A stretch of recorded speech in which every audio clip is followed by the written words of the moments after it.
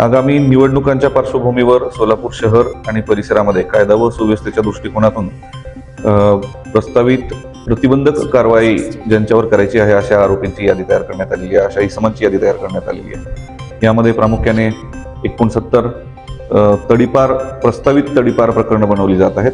त्याचबरोबर एकूण 43 इसम जे सार्वजनिक सुव्यवस्थेत किंवा सामाजिक सुरक्षेस धोका आहेत अशा 43 इसमांविरोधात MPDAच्या कारवाया प्रस्तावित करण्यात येणार आहेत। त्याचबरोबर इलेक्शनच्या स्पेसिफिक कालावधीमध्ये तात्पुरत्या कालावधीसाठी प्रतिबंधक आदेश ज्यांना बजावला जातो CRPC 144(2)44(3) नुसार अशा 35 लोकांची यादी तयार करण्यात आलेली आहे। आणि या व्यतिरिक्त ज्यांच्या नावावर 2 किंवा 2 पेक्षा जास्त गुन्हे आहेत मागील 5 वर्षाच्या काळात किंवा मागच्या काही इलेक्शनच्या काळात अशा लोकांच्या विरोधात CRPC कलम 107, 110च्या कारवाया करण्यात येणार आहेत। अशी एकूण 1045 इसमांची यादी सोलापूर शहर आयुक्तालयामार्फत तयार करण्यात आलेली आहे।